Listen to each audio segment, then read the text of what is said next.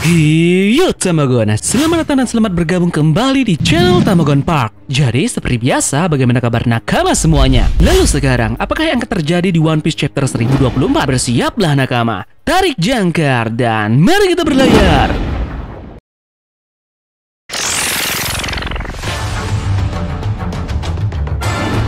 Judul yang kita dapat pada chapter 1024 kali ini adalah Orang Tertentu. Judul ini mungkin merujuk kepada 3 samurai legendaris yang terkunci di sebuah gua bersama dengan Yamato waktu dia kecil. Nanti di akhir video, Tamagon ingin sedikit membahas siapa saja sebenarnya 3 orang samurai yang bersama Yamato di gua tersebut. Tentunya, 2 orang dari samurai tersebut belum diketahui siapa mereka, dan kita akan analisis nanti. Jadi pastikan kalian menonton video ini sampai habis ya, agar tidak terjadi misinformasi nantinya. Oke, kita lanjut lagi.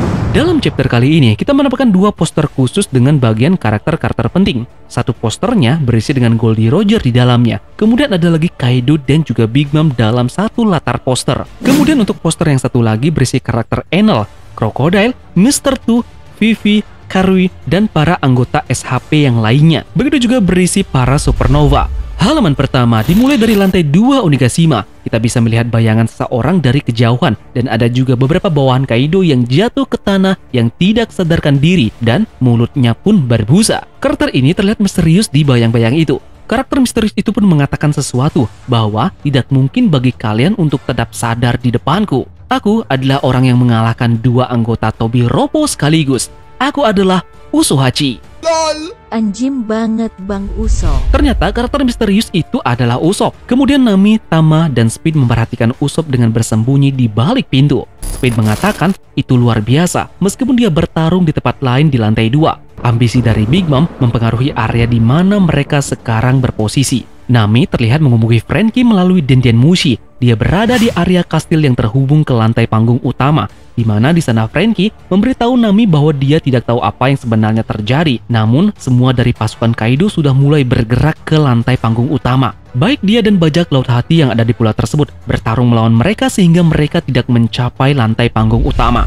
Kemudian kita beralih lagi dan sekarang kita menuju ke lantai 3 Kastil Onigashima. Di sana kita bisa melihat bahwa area tempat dari Black Maria dan juga Robin bertarung benar-benar terbakar. Sesaat beberapa Ming menonton adegan itu, kita pun bisa melihat Brook yang sedang menyeberangi jembatan dengan Robin di tangannya saat mereka melarikan diri dari api tempat Black Maria dan Robin bertarung.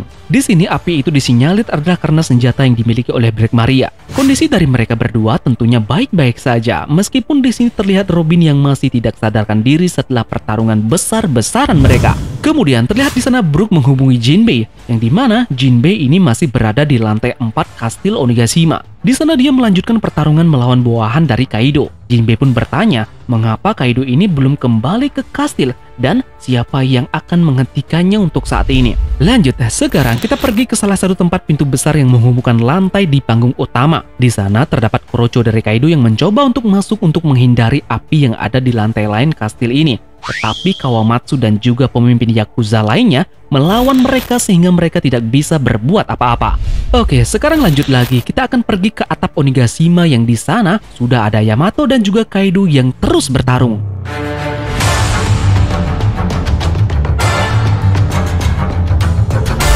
Yamato melemparkan serangannya kepada Kaido yang disebut Narikabura, yang dimana jika diharfiahkan disebut sebagai panah peluit bergemuruh. Namun, Kaido ini langsung meresponnya dan menghentikan serangan itu dengan kanabo miliknya. Kaido pun terlihat melompat dan menyerang Yamato dengan teknik yang disebut Kongokabura. Di sini kita bisa melihat bahwa kedua teknik yang dimiliki oleh ayah dan anak ini nyaris sangat mirip. Namun di sini teknik milik Kaido ini mempunyai versi yang lebih kuat dari teknik dari Yamato.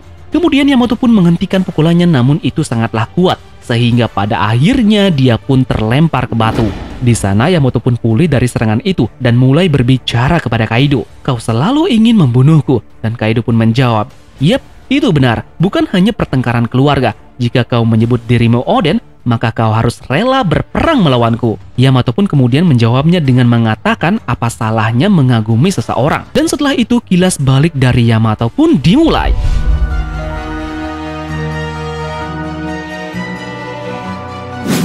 Kaido dan juga Yamato berada di dekat pintu masuk raksasa Onigashima yang tentunya masih ada patung naga besar yang dihancurkan oleh Ace di tahun sebelumnya.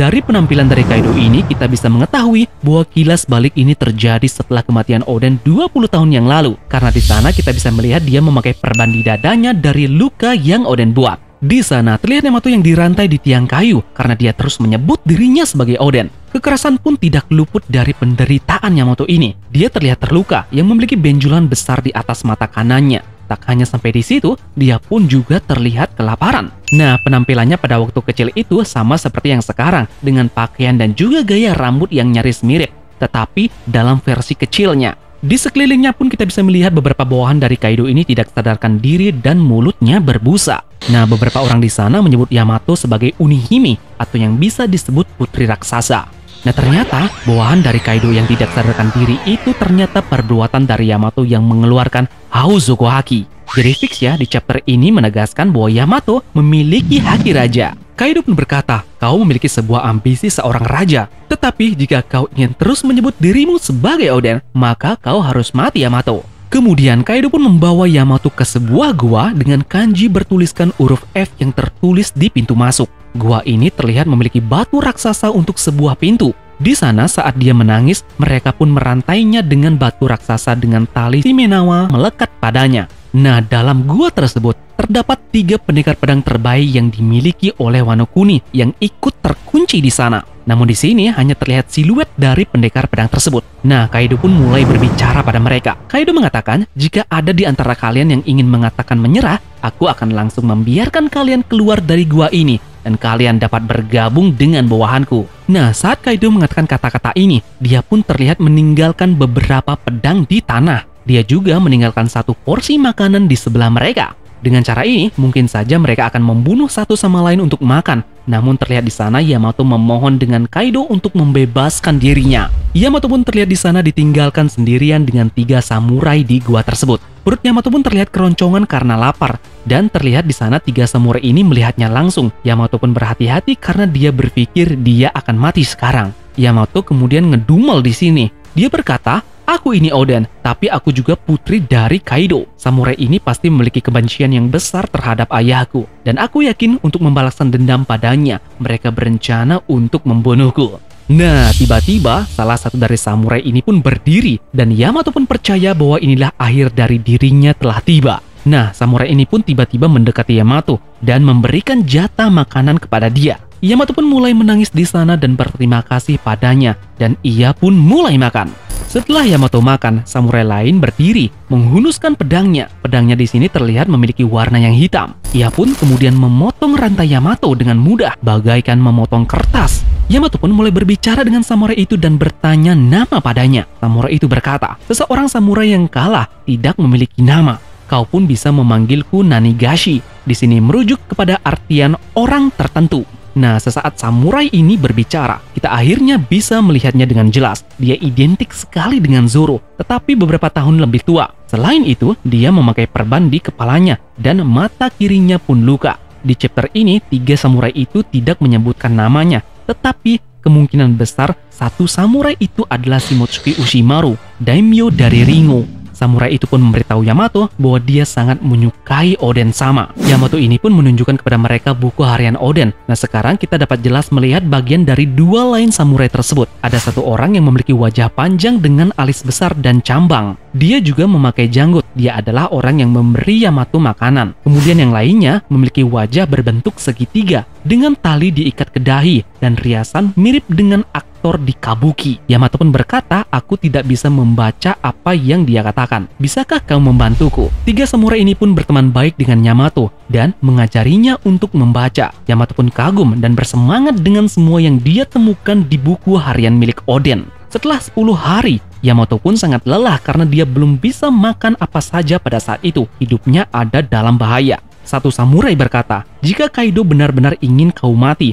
maka kau tidak akan bisa hidup cukup lama untuk melihat pertempuran yang diprediksi Oden sama yang akan terjadi dalam 20 tahun ke depan.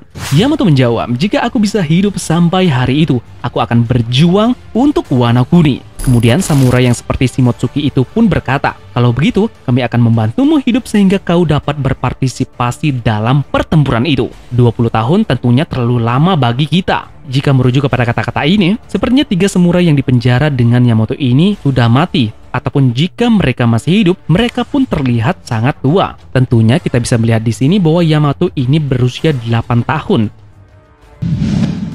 Samurai yang tampaknya adalah Shimotsuke Ushimaru itu pun melepas bagian kimononya dengan bergambar 2 pedang. Ini layaknya seperti kimono yang dipakai oleh Shimotsuke Hoshiro. Di punggungnya pun dia memiliki tato dengan 2 pedang yang menyilang. Simbol yang sama juga dengan Koshiro yaitu sensei dari Zoro. Kemudian 3 samurai itu pun menghancurkan batu yang menghalangi pintu masuk dan pergi keluar untuk melawan Kaido. Flashback pun akhirnya selesai dan kita akan kembali ke masa yang sekarang, di mana Yamato terus berbicara kepada ayahnya. Yamato berkata, "Katakan padaku, mengapa kau mengambil kebebasanku? Mengapa kau mengambil kebebasan dari negeri ini?" Kaido pun menjawab, "Nob, dunia itu tidak bisa dijelaskan dengan sederhana." Dan kemudian setelah itu, Yamato dan Kaido pun menyerang pada saat yang bersamaan menggunakan Raimi Haki. Keduanya pun telah menggunakan Hausoko dari mereka dengan ciri-ciri petir guntur yang hitam di sekeliling mereka. Itu pun menciptakan ledakan yang sangat besar. Di pertarungan ini, kalian suka dengan pembahasan ini? Silahkan tekan tombol like-nya ya. Terima kasih sudah menonton video ini dan selamat beraktivitas kembali.